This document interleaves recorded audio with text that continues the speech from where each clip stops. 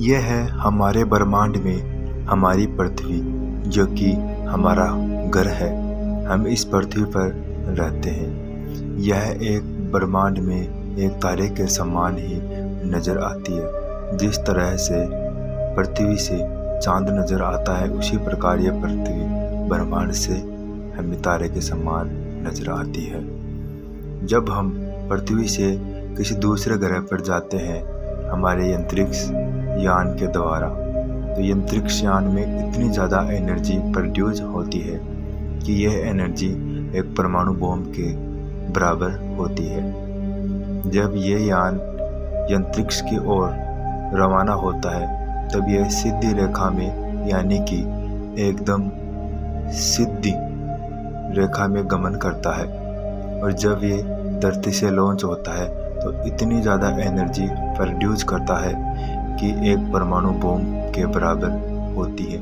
इसमें इसी कारण से बहुत ज़्यादा हीटिंग हो जाती है और ये ब्रह्मांड में उन ऊंचाइयों की ओर जाता है जहां इंसान पहुंचना चाहते हैं। जब ये यान धरती से रवाना होता है तो इसकी स्पीड 28,000 किलोमीटर प्रति घंटे की रफ्तार से होती है।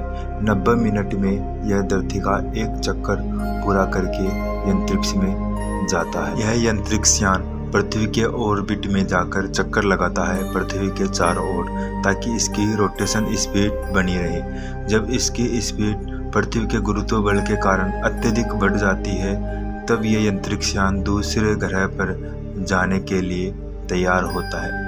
आपको एक बात बता दें कि यह अंतरिक्ष यान पृथ्वी के चारों ओर जब तक चक्कर लगाता रहता है जब तक इसकी स्पीड 50,000 किलोमीटर प्रति घंटे की रफ्तार से न हो जाती हो, जब तक यह अंतरिक्ष यान इस धरती के चारों ओर चक्कर लगाता रहता है। यह अंतरिक्ष यान पृथ्वी के चारों ओर चक्कर लगाकर जब ये अंतरिक्ष में चला जाता है तो इसमें काफ़ी सारी ऐसी टेक्नोलॉजियाँ होती है जिसके द्वारा पृथ्वी पर हमेशा नज़र रखी जाती है। पृथ्वी अंतरिक्ष से देखने पर बहुत ही खूबसूरत और एकदम रोमांच दिखाई देती है। यह पृथ्वी बहुत ही खूबसूरत है और इसको अगर हम अंतरिक्ष से देखें तो इसका रंग नीले रंग का दिखाई देता है और रात के समय यह जिस प्रकार से आसमान में तारे टिमटिमाते हैं ऐसे टिमटिमाती हुई दिखाई देती है। जब ये अंतरिक्ष यान पृथ्वी के ऑर्बिट में चक्कर पूरे कर लेता है तो ये पृथ्वी से ऑर्बिट के बाहर निकलकर दूसरे ग्रह पर जाने के लिए तैयार होता है। और इसी प्रकार से इस यान के हर प्रकार यानी कि हर पुर्जे, हर यंत्र काम करने लग जाते हैं और ये सब ब्रह्मांड में ऑटो पायलट सारे चला जाता है, छुपे हुए हैं जिनको अभी तक वैज्ञानिक भी उनसे पर्दा नहीं उठा पाए। ब्रह्मांड में ऐसे बहुत सारे रहस्यमयी ग्रह हैं जो कि हूबहू हमारी पृथ्वी की तरह ही लगते हैं, लेकिन वह पृथ्वी से बिल्कुल ही अलग है। यह ब्रह्मांड अनेकों रहस्य लिए हुए हैं। वैज्ञानिक इन रहस्यों को लगातार खोज रहे हैं, लेकिन वो भी इन रहस्यों से पर्दा उठाने में नाकामयाब है। नासा के साइंटिस्ट लगातार इस ब्रह्मांड पर खोज कर रहे हैं, लेकिन उनके हाथ में अभी तक कुछ नहीं आया।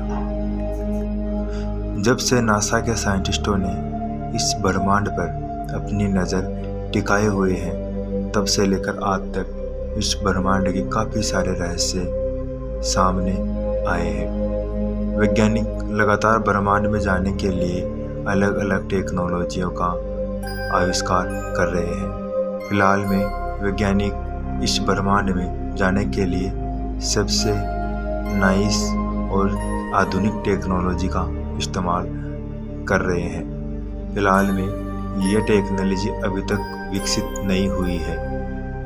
इतना ज़रूर बता दें आपको कि जब यह टेक्नोलॉजी अत्यधिक विकसित और पूर्णतः सक्सेस हो जाएगी तो हम ब्रह्मांड में एक शोर से दूसरे शोर तक आसानी से पहुंच सकते हैं। अभी हाल ही में नासा एजेंसी के वैज्ञानिकों ने अभी ये रिसर्च किया है कि इस ब्रह्मांड में जिस प्रकार से एक एरोप्लेन इस धरती से इस आसमान में रवाना होती है, ठीक उसी प्रकार से एक अंतरिक्ष यान इस ब्रह्मांड में गमन करता है। और इस अंतरिक्ष यान को इस तरह डिजाइन ऐसी ही टेक्नोलॉजी के द्वारा हम लोग ब्रह्मांड के एक छोर से दूसरे छोर में आसानी से पहुंच सकते हैं। और अगर हम इस ब्रह्मांड की बात करें तो इस ब्रह्मांड में काफ़ी सारी आकाश गंगाएं या काफ़ी सारी गैलेक्सियां मौजूद हैं। प्रत्येक एक गैलेक्सी में 1 अरब से भी अधिक तारे हैं, यानी कि इस पूरे ब्रह्मांड में बहुत सारे अनगिनत तारे हैं। यह तारे कई तो इतने विशाल हैं कि हमारे सोलर सिस्टम का सूरज भी इनके सामने बहुत ही बौना दिखाई देता है। इतना विशाल है कि वैज्ञानिक भी इसके अंतिम छोर का पता नहीं लगा पाए।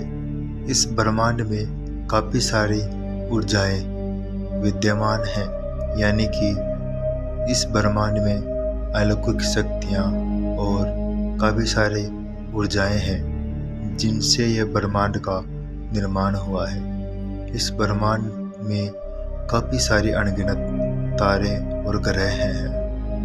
वैज्ञानिकों का कहना है कि इस ब्रह्मांड का हर पल